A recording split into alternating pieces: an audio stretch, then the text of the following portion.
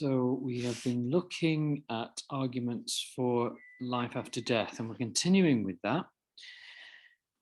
Today, we remember that we looked first of all at the arguments from authority, all those people that went before us, the vast majority of mankind, humankind that went before us on the way to life, or on the way through this life to life, all of whom believed in life after death.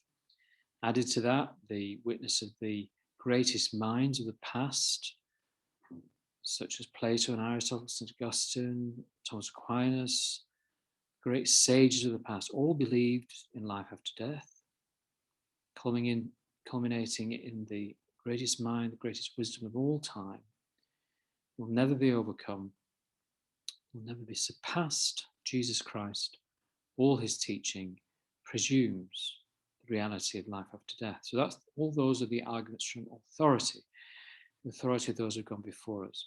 Now we're looking at the arguments from reason, where we use our reason to look at the world around us, and from various things that we see in the world around us, we draw conclusions that life must exist after death.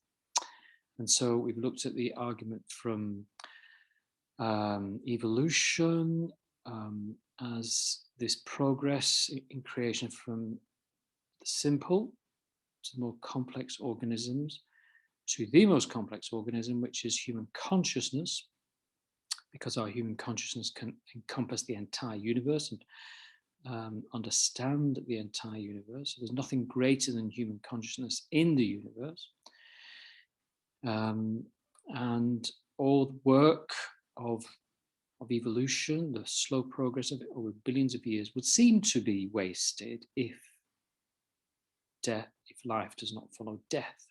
If we're all snuffed out at death, then what was the point of all that careful evolution over billions of years that we see? We saw it also in the fact that we looked at matter as a stuff which, when we look at it, cannot be destroyed. It can only be transformed into another substance, like water being transformed into vapor and becoming clouds and then becoming rain and then going into the ocean, and that circular motion going on. We see that matter is indestructible, but it changes its form, and that goes on forever and ever. Matter is indestructible. And today, and then last time, we looked also at the difference between a dead animal and a living animal, and a primitive man looking at those two, dead cow and a living cow. And looking at them, he's come to the conclusion he's just as intelligent as we are, but just has less knowledge than we are. But he looks at the data, what's before his eyes, and he sees that the dead cow is exactly the same as the living cow in all respects, has heart, lungs, eyes, everything that the living cow has, apart from life. And therefore we concluded that life is not an organ in the body like the heart or the lung. It's not a part of the body. It's what it is by which the body lives. And when the body doesn't have that, it dies.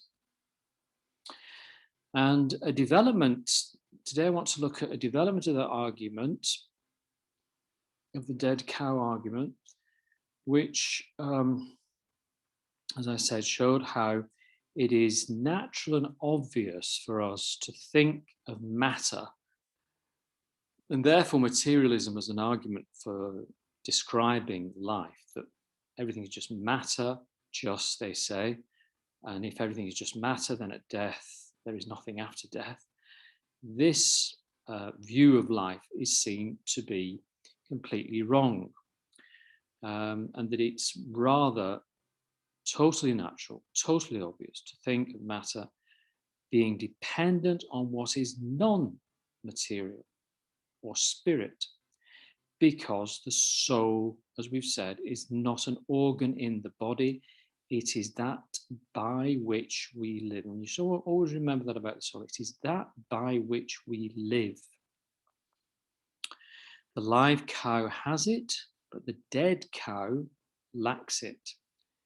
Yet in all other respects, they are the same. Now, the same thing can be seen in this argument, which is to think about the way at every moment we, as human beings, command our material bodies to do things. We're doing it right now before you. And we command them by sheer thought. We command our bodies by sheer thought and willpower, which are spiritual realities. If my mind stopped working now and my will, my capacity to move would stop. I'm moving my head now, as you see, that would stop immediately. And when I die, my body immediately goes into obedience to the law of gravity and falls down dead. The man is shot, he falls down. Gravity causes him to fall down straight away. And if he's dead, he never rises again. The body never rises again. As we know, it's obvious. But before that shot was fired, the man had been able to constantly resist the force of gravity because he could jump, he could walk, he could lift heavy objects with his arms. And he did that by sheer thought, by deciding he saw a heavy object on the floor. And he said, I need to lift that. Today, this morning, we had 5 boxes of photocopying paper arrive. They all needed taking upstairs. So quite a few of us decided, well, I'd take one box. Perhaps other people would take other ones. And I took one box. I went down onto my haunches, took care of my back, took hold of the box and lifted it up, resisting gravity as I did it. All by beginning with a thought, deciding to lift the box in my mind and exercising willpower. 2 spiritual forces. Can you see how this argument is linked to the dead cow argument, where you compared the living cow to the dead cow? Here we're comparing what it's like to be alive as a human person, what we can do in terms of resisting gravity at every moment through willpower and thought, and contrasting that to what happens when we die, when all that finishes and our body then cannot resist the power of gravity anymore because there's no thought and there's no will there to do it. Not because there aren't muscles and everything that I had before to lift those heavy objects and things. All that's still there in the body. But what's lacking is the will and the thought to do these things like lifting and jumping, resisting gravity in that way, through thought, spiritual realities. So again, we've defeated the whole idea of materialism. And it's quite clear from the way we behave at every single moment of our lives that we have a non-material soul on which my body depends to be alive in order to move, just as the living cow does as well, in contrast to the dead cow. So that's another development of that way of arguing for life after death and the existence of the soul as a non-material object. Now, another argument that Plato put forward many, many years ago is the argument about the soul's capacity to survive its diseases. And what do I mean by that?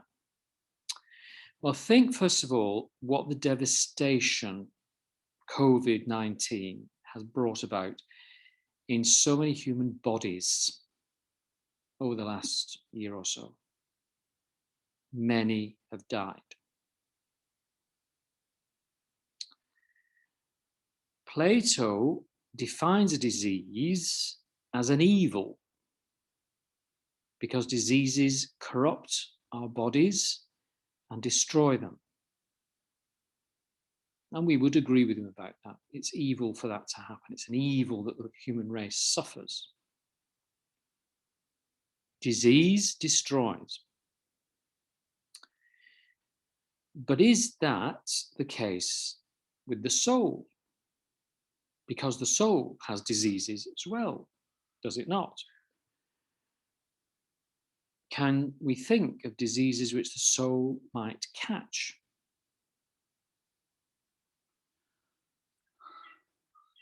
Like a body catches COVID-19.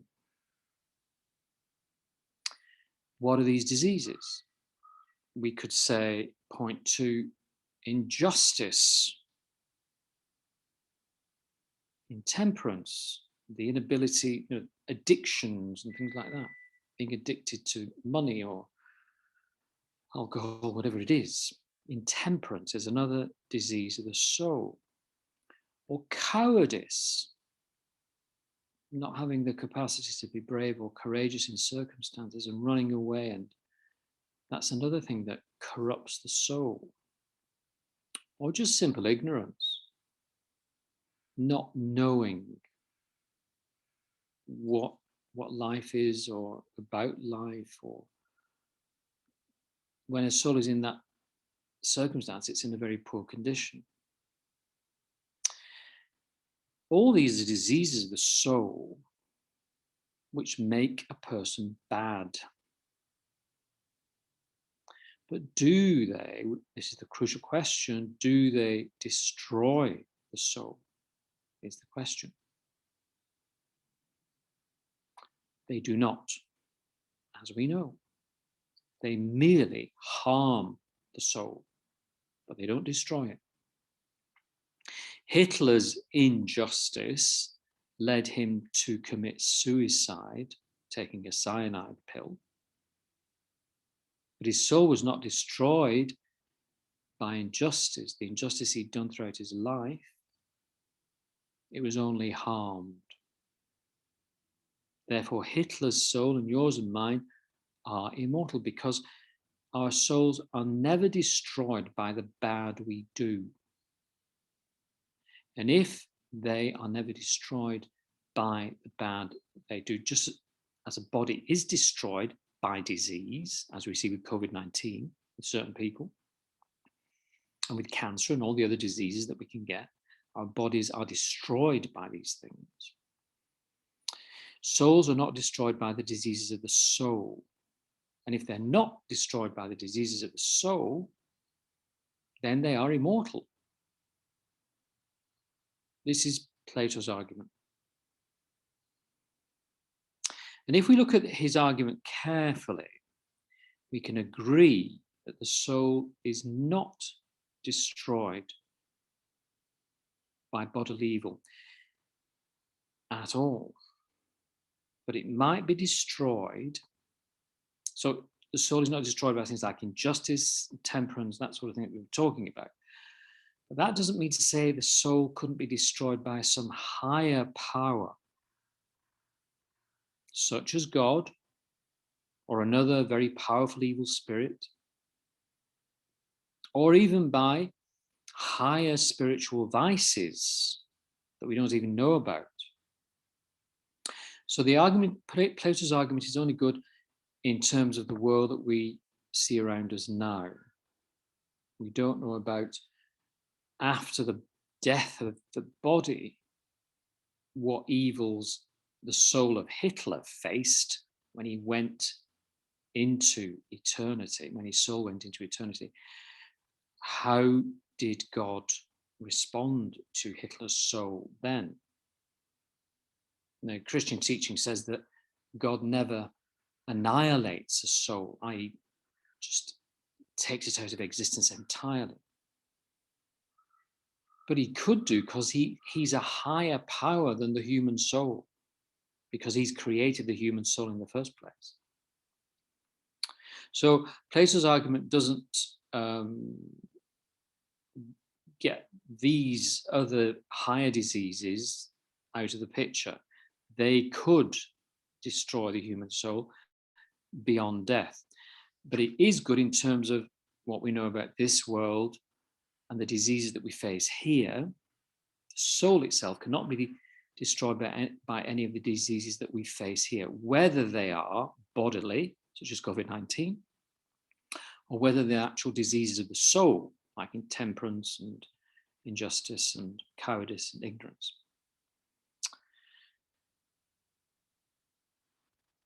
So, and then